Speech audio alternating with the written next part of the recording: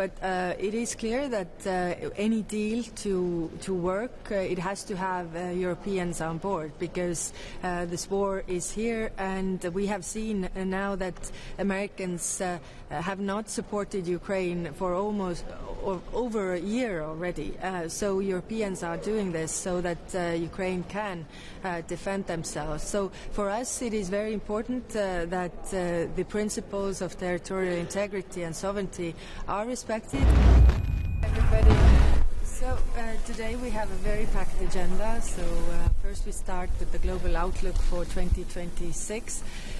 We see international rules-based order under very much strain. We also see transatlantic ties not being the same that they were, and still we have threats like Russia's war going on in Ukraine. We have instability in the Middle East, so there's a lot to discuss. Then we talk about Ukraine. Of course, we see the talks also in Abu Dhabi, but on the Russian side there are only military personnel present who don't have a mandate to agree on anything, which means that they are definitely not serious about the peace. It's the opposite. They are bombing Ukrainians, trying to bomb and freeze them to surrender. And that's why we are also discussing the energy support that we can give them, because it's very hard winter and Ukrainians are really suffering. There's a humanitarian catastrophe coming there. Also positive is that we are going to blacklist Russia on the money laundering list, because they are using the means to fund this war. I think any mean to pressure Russia into real negotiations is good, and we are going forward with this. Then we are talking about Middle East. Of course, there the main topic is Iran. We are putting new sanctions on the list, and I also expect that we agree on listing the Iran Revolutionary Guard on the terrorist list. This will put them on the same footing with Al-Qaeda, Hamas, Daesh. If you act as a terrorist, you should also be treated as terrorist. It is clear what we see, the death toll in the protests that were in Iran, and the means that were taken by the regime are really, really severe. So that's why we are also sending a clear message that if you are suppressing people, it has a price, and you will be also sanctioned for this. And then, of course, in the Middle East, we also talk about Syria, we talk about Gaza, and what we can do there. And then, in the end, we also have a discussion about the Great Lakes, what is happening there, and what more can we do to bring stability to the region. Thank you. What specific new sanctions are you talking about? What can we expect? On whom? On Russia? On Iran. On Iran. On Iran, we have a few listings of the concrete persons who have conducted the violence against the peaceful protesters. So, and a few entities as well. But in addition, also, I expect that we will list the Revolutionary Guard as a terrorist organization. Does the EU going to push new sanctions on Syria after the recently attacks on the Kurds? And is there any efforts of EU to mediate between the groups? Yes, we are in contact with our regional partners, and of course what is going on, especially in the north part of Syria, is of big concern, especially because there are the camps in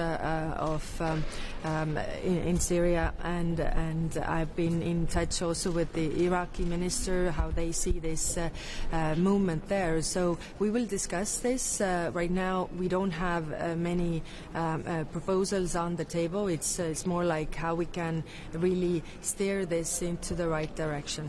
On the IRGC listing, I suppose, how do you respond to the concerns that it might affect European embassies' abilities to function in Iran? These risks have been calculated, so the diplomatic part is out of this Revolutionary Guard, I mean, also the interactions with the foreign minister are not under this. So the estimate is that still the diplomatic channels will remain open even after the listing of the Revolutionary Guard. Question on Ukraine, please. Do you believe that the United States could give Ukraine security guarantees only in exchange of territory concessions? My worry is that we have seen a lot of concessions also on the Ukrainian side, but that is blurring the picture because Ukraine is not the one who is doing the aggression. It's Russia who is doing this. So we should put more pressure on Russia so that we would see concessions on the Russian side. On the security guarantees, it is very important that we give tangible security guarantees. We also talk about this today, what more can we do on the European side. But it's true that also Americans have to be part. If the Ukrainians are making very hard concessions, then they are making this in order to have peace for the rest of Ukraine. And then it has to be very clear that there's peace for the rest of Ukraine, that Russia doesn't just attack again. High Representative, the US, Ukraine and Russia are meeting Sunday again. Will the Europeans be involved or watching from the sidelines? Well, again, if we look at these talks, then who is representing Russia is the military personnel who does not have any mandate to agree on the peace as such. So clearly Russians are not serious about this. And for us, it is important that we really see that we push Russia into really having negotiations. Right now they are just pretending to have them. We see them increasing their attacks on Ukraine because they can't make moves on the battlefield, so they are attacking civilians. In October, the number of civilian targets had been 93%. I think right now it's much, much more. So Russia is targeting hospitals, schools, apartment buildings, critical infrastructure, energy infrastructure, in order to bomb and freeze Ukrainians into surrender. And we really have to be very clear-eyed about this. About the situation that you are talking about, the Russians, they are not serious, but the Americans, they are serious. They send Kushner and Witkoff. Anyway, are you worried that you will find yourself in a situation where all files on the table whenever you disagree with the Americans concerning Greenland or trade or any other files? Well, we have, of course, still a lot of cooperation with the Americans, and we are in close contact when it comes to the Middle East, when it comes to also Ukraine in this. But it is clear that any deal to work, it has to have Europeans on board, because this war is here, and we have seen now that Americans have not supported Ukraine for almost over a year already. So Europeans are doing this so that Ukraine can defend themselves. So for us it is very important that the principles of territorial integrity and sovereignty are respected. We see, of course, that the international law is under much strain, not only in Ukraine but also by other powers, and this is what we will also discuss over breakfast with the ministers. What do you think about the idea of President Zelensky to create some army of Europe, and the army of Ukraine would be the base of this army? What says in Davos? Well, every European country has an army, and 23 countries' armies are also part of NATO structures. So I can't imagine that countries will create a separate European army. So it has to be the armies that already exist. So we need to see how that works in practice. For me, it is understandable that in military you have to have a very straight and understandable chain of command, so that whenever something happens, it's clear who gives orders to whom. If we create parallel structures, then it's just going to blur the picture, and in times of trouble, the orders might just fall between the chairs.